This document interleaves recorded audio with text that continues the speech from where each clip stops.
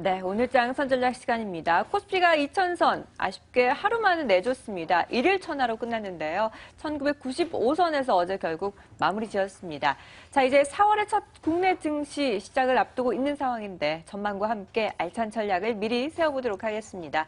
메르스 송음증권 광화문 금융센터의 김지훈 과장과 함께합니다. 안녕하십니까? 안녕하십니까? 네, 어제 아쉽게 코스피가 등락을 거듭하다가 결국에는 1995선까지 밀리고야 말았습니다. 외국인들이 또 2천억 원대 매물을 쏟아내면서 태도를 싹 바꿨는데요. 외국인 매도로 추세를 전환한 건가요? 어떻게 봐야 될까요?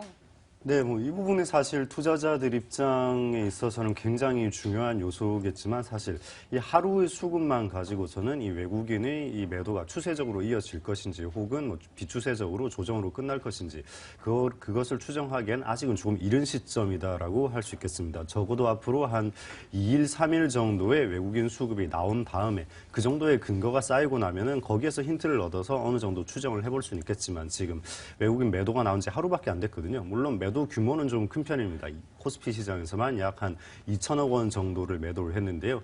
외국인이 최근 들어서 계속해서 매수 추세를 이어가다가 이 정도 매도가 나온 것이 약 한 1개월 만에 거의 이 정도 매도가 나온 건 처음일 것입니다. 하지만 아직까지 지금 이전 하루에 이 정도 매도만 가지고서는 추세적이다, 비추세적이다 그렇게 판단할 만한 어떤 힌트라든지 근거가 너무나 부족한 상황이기 때문에 앞으로 향후 한 2, 3일 정도의 외국인 수급은 조금 더 지켜본 다음에 거기에서 수급의 힌트를 조금 더 얻을 필요가 있을 것 같습니다. 물론 이렇게 지금까지 계속해서 시장이 상승해온 데는 여러 가지 이유가 있겠습니다만 최근 들어서는 옐런 의장의 이제 금리 인상에 대해서 좀 신중하게 접근하겠다라는 이러한 발언이 영향이 있었는데요. 하지만 지금 시장에서 굉장히 영향을 미치는 요소 중에 하나가 금리 인상이긴 합니다만 이것이 작년 중반처럼 금리 인상 시기에 대한 발언이 한번 나오고 안 나오고에 따라서 시장이 폭등을 하고 폭락을 하고 그 정도의 시장은 아니거든요. 그렇기 때문에 옐런 의장의 이러한 발언 자체가 시장에서 그렇게 오랫동안 영향을 미치기는 애초부터 좀 힘들었다라고 평가를 하고 있습니다. 네. 외국인이 완전히 변심한 것은 아직 판단하기는 이르다라는 거죠. 좀 더 흐름을 지켜봐야겠습니다.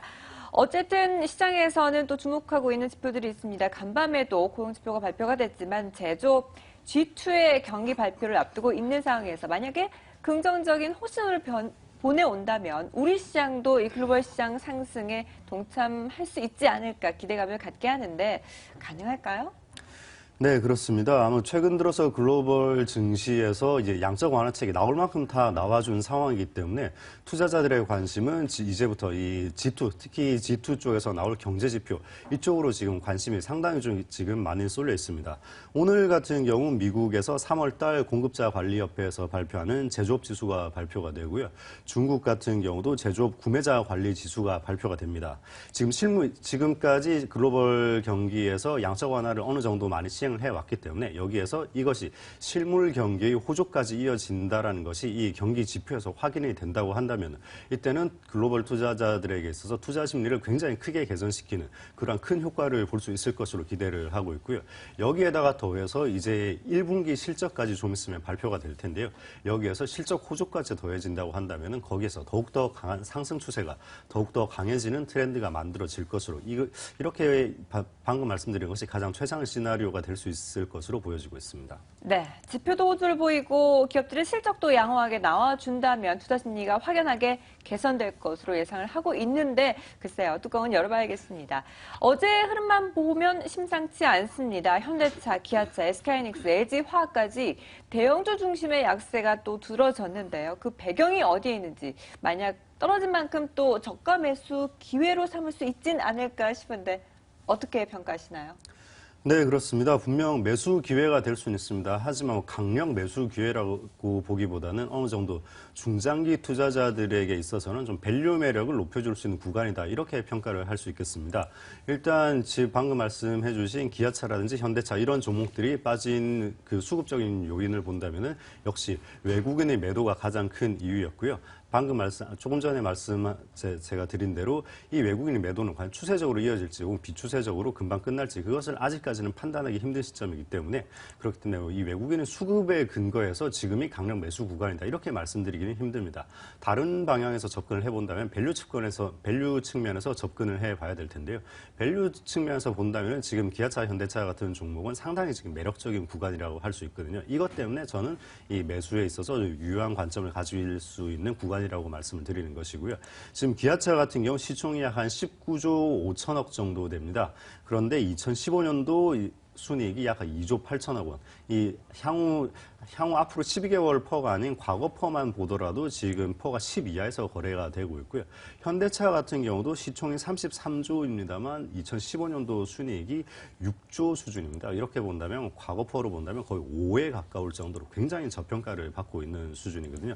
그렇기 때문에 밸류 측면에서 본다면 분명 강한 이 매수 매력을 느낄 수 있는 구간이다라고 말씀을 드릴 수 있습니다. 하지만 다만 주의하셔야 될 점은 이렇게 밸류에서 이 매력을 느껴서 매수를 하게 된다면 이 밸류가 분명히 언젠가는 다시 한번 재평가를 받아서 주가가 제자리로 가겠지만 그 재평가가 즉시 이루어지지는 않는다는 것입니다. 그렇기 때문에 지금 매수를 하고 난다면은 이 상승이 나오기까지 어느 정도 시간이라든지 혹은 좀 심리적인 좀 흔들림이라든지 이런 걸 겪을 수는 있을 것 같습니다. 네, 대형주들 약세를 보여줬지만 중장기적인 측면에서 현재 밸류 매력이 부각되고 있기 때문에 가치 상승을 기대해 볼 만하다 하지만 급상승이라든지 강력 매수는 다소 보수적인 접근 전략을 제시해 주셨습니다.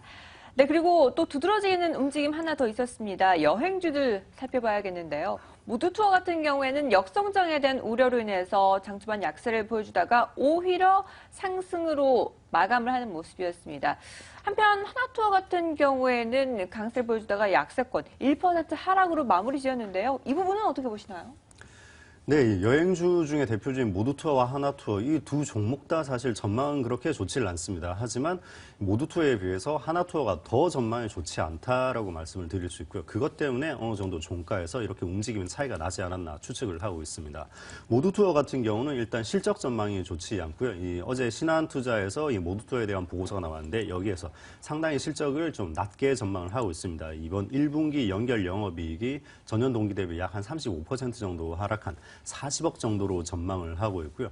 매출 성장률이 그렇게 기대만큼 크지 않았기 때문에 비용이 많이 증가한 측면이 있어서 영업이익이 크게 감소할 전망이다. 이렇게 말씀을 하고 있습니다. 하나투어 같은 경우는 모두투어보다 좀 전망이 더 안 좋은데 실적도 뭐 실적대로 안 좋지만 거기다가 더해서 지금 하나투어에서 준비 중인 면세점 개점이 계속해서 지연이 되고 있습니다. 이 하나투어 같은 경우는 면세점 때문에 오히려 주가가 상승 모멘텀이 돼서 한번 크게 올랐던 이 과거 이력이 있는데요. 하지만 최근 들어서 면세점 개점이 지연이 되면서 오히려 이것이 주가를 더 발목을 잡는 요인이 되고 있고요. 그리고 어제 또 기사가 나온 바에 의하면 이 면세점 면허 기간을 10년으로 다시 연장을 시키면서 또 기존 사업자들이 면세점 사업자 면허를 갱신하는 것에 있어서 상당히 좀 유리하게끔 이렇게 법률을 개정하겠다라는 소식이 들리면서 이 면세점 사업에 있어서 기존 사업자들 간의 경쟁이 매우 치열해질 것으로 그렇게 지금 시장 분위기가 예고가 되고 있습니다. 그렇기 때문에 하나투어에 있어서는 조금 더 부담이 될 수밖에 없는 구간이다라고 할 수 있겠습니다. 네, 모두투어보다 오히려 하나투어에 대한 우려가 더 컸기 때문에 어제 결국 종가 기준으로는 하락으로 마무리 지은 하나투어 전반적인 여행주들에 대한 흐름 살펴봤습니다. 네, 그리고 어쨌든 미국에서 금리 인상하긴 하는데 6월로 조심스럽게 점치고 있는 가운데 그렇다면 6월에 가능하다면 우리는 4월에 한번 인하를 해야 되지 않을까 싶은 논리가 나오는데요. 4월에 금리 인하설이 나돌고 있습니다. 그런데 이번에 새롭게 임명된 금융통화위원들의 또 주목을 하고 있는 상태입니다. 그렇게 된다면 대표적인 수혜주로 건설, 증권주들 꼽을 수 있을 텐데요. 그에 대한 또 접근 방식이 필요하겠죠? 네, 그렇습니다. 지금 한국 같은 경우, 미국은 지금 금리 인상을 준비를 하고 있지만 한국 같은 경우 뭐 실물 경기가 워낙 살아나질 않고 있다 보니까 오히려 4월쯤에는 뭐 금리 인하를 한번 해볼 수 있지 않겠냐 이런 기대감이 들고 있는 것이 사실입니다. 그렇기 때문에 전통적인 금리 인하 수혜주라고 할 수 있는 증권업종이라든지 건설업종 이런 업종들에 대한 지금 관심을 좀 더 가져야 하는 것이 아니냐 이런 이야기들도 많이 나오고 있는데요. 일단 지금 금리 인상에 대한 기대감은 분명히 유효하지만 금리 인상에 대한 얼마나 확률이 얼마나 되는지 이 부분에 대해서는 조금 더 생각을 해봐야 될 것입니다. 분명히 한국 같은 경우 실물 경기가 그렇게 좋지는 않습니다만 미국이 금리 인상을 준비하고 있는 시점에서 한국이 금리 인하를 한다면 이 금리 인상이 서로 반대 방향으로 가는 이 구간을 얼마큼 오래 유지를 할 수 있을 것인지 이 부분에 대해서는 좀 회의적인 시각이 있거든요. 분명히 미국이 금리 인상을 하게 된다면 한국도 결국은 금리 인상을 따라갈 수밖에 없습니다. 금리 인하를 한다고 하더라도 어느 정도 잠시 적어도 1분기 이상은 그렇게 방향을 다르게 가기는 힘들 것으로 보여지고 있고요. 만약에 금리 인하가 그래도 된다고 한다면 뭐 증권주나 건설업주에 대한 어떤 수혜가 예상이 됩니다만 하지만 건설업종 같은 경우는 이미 상승이 이번 1월 달부터 꾸준히 상승을 해온 업종입니다. 이때부터 뭐 건설업종에 대한 이라크 진출이라든지 또 밸류 매력 이런 것들이 부각이 되면서 계속 거의 대부분 대표주 GS건설이라든지 대림산업 이런 종목들 보면 저점 대비 한 50% 정도 상승해 있는 상황이거든요. 그렇기 때문에 여기에서 금리 인하를 이슈로 뭐 이자 이 비용이 좀 줄어들 것을 기대를 하면서 여기에서 추가적인 이 상승을 기대하면서 매수 관점을 가지기는 조금 늦지는 않았나. 조금은 매수는 분명히 유효하겠습니다만 하지만 어느 정도 좀 리스크를 좀 안고서 매수를 해야 되지 않나 그런 생각이 듭니다. 네, 그래서 건설주, 증권주 지금 들어가기에 부적합하다라는 건가요? 네, 지금 생각하기에 좀 단기적인 관점에서는 어느 정도 매수 관점을 유지할 수는 있겠지만 중장기적으로는 저는 지금은 매수 구간으로는 좀 그렇게 권유하지 않는 상황입니다. 네, 알겠습니다. 이렇게 해서 만약에 금리가 인하가 된다면 그에 따른 수혜주들 적합한지 확인을 해봤습니다. 또 하나의 이슈가 있죠. 현대증권 과연 누가 새 주인이 될지 시장에 이목이 집중된 가운데 일단 매각 본 입찰에서 KB금융이 우선 협상 대상자로 선정이 됐습니다. 그렇다면 현대증권과 KB금융 앞으로의 주가 전망에 대해서 미리 점쳐봐야 될 텐데요. 어떻게 예측하시나요? 네, 현대증권이 드디어 우선 협상 대상자를 선정을 했습니다. 뭐 3번이나 연기를 하면서 발표를 했는데 결국 KB금융지주를 선정을 했습니다. 이제 현대증권 같은 경우 대주주에 대한 어떤 불확실성 이슈가 해소가 될 것이기 때문에 현대증권 같은 경우 주가의 상승을 예측을 해볼 수 있을 것이고요. 뭐 그리고 KB금융지주 같은 경우도 기존의 증권 부분이 다른 이제 금융업종에 비해서 상당히 좀 많이 약했습니다. 뭐 은행이라든지 보험 이런 쪽은 상당히 뭐 국내의 지배적인 위치였지만 증권업종 같은 경우는 KB금융지주에서 상당히 좀 규모가 그렇게 크지 않았거든요. 하지만 그동안 부족했던 증권업종을 이제 현대증권을 인수를 함으로써 어느 정도 이제 커버를 할 수 있을 것이기 때문에 KB금융 지주에도 저는 오히려 서로 윈윈할 수 있는 그런 효과를 가지고 올 수 있지 않을까 예상을 하고 있습니다. 네, 작은 부담에도 불구하고 KB금융도 현대증권과 마찬가지로 주가 상승을 예상하신다는 거죠? 네, 그렇습니다. 네, 알겠습니다. 흐름을 지켜보도록 하겠습니다. 자, 그렇다면 4월 증시 첫 발을 잘 내디뎌야 될 텐데요. 첫 단추 잘 꿰는 방법, 그리고 그에 따른 관심 가져볼 만한 첫 번째 종목도 제시해 주시죠. 네, 지금 시장에 대한 전략은 지수가 2000선까지 다가온 상황에서 외국인까지 어제 첫 번째 매도가 나오고 굉장히 조심스럽게 접근을 해야 되는 시장이라고 말씀드리겠습니다. 그리고 관심 종목으로는 큐리언트를 소개를 해드릴 텐데요. 큐리언트 같은 경우 이제 한국 파스테르 연구소에서 분사한 바이오 신약 개발 업체입니다. 지금 현재 글로벌 연구기관들과 굉장히 우수한 네트워크를 잘 구축해 놓은 상황이고요. 이러한 네트워크를 바탕으로 굉장히 연구 결과라든지 혹은 뭐 전임상 단계에서 물질을 수입을 해온다든지 이런 면에서 굉장히 뛰어난 성과를 보이고 있는 그런 기업이라고 할 수 있겠습니다. 이 큐리언트가 가지고 있는 파이프라인 중에서 주목할 만한 파이프라인은 아토피 치료제와 결핵 치료제인데요. 아토피 치료제 같은 경우는 지금 2016년 1월 달에 미국 FDA에서 임상 2A상을 지금 완료를 한 상태입니다. 지금 미국에 있는 다수의 제약사들과 글로벌 제약사들과 라이센스 아웃을 논의하고 있는 중이라고 하고요. 결핵 치료제 같은 경우는 이제 2014년도에 이미 러시아에 한번 라이센스 아웃을 한 이 상품입니다. 하지만 지금 국내와 동남아 제약사를 대상으로 2016년도에도 라이센스 아웃에 대한 논의를 하고 있다고 하고요. 방금 말씀드린 아토피 치료제와 결핵 치료제 같은 경우는 지금 라이센스 아웃이 한창 논의 중이기 때문에 빠르면은 뭐 올해 늦는다고 해도 내년쯤에는 라이센스 아웃을 기대를 해볼 수 있을 만한 그런 기업이 되겠습니다. 다만 주의하실 점은 2월 달에 상장을 했기 때문에 앞으로 이 1개월 전이었죠. 3월 29일 날 1개월 보호예수 물량이 이제 해제가 된 상황이고요. 그리고 향후 한 3개월, 6개월 뒤에도 보호예수 물량이 나올 예정인데요. 지금 1개월 보호예수 물량이 좀 얼마나 나올지 좀 시장에서 많은 관심을 가지고 있었는데 지금 시장에서는 물량이 잘 소화가 되고 있는 모습 지점이거든요.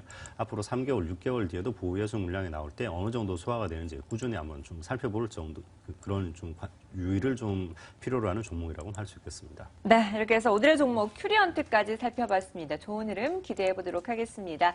멜츠 정금증권 광화문 금융센터의 김지훈 과장과 함께했습니다. 말씀 감사합니다.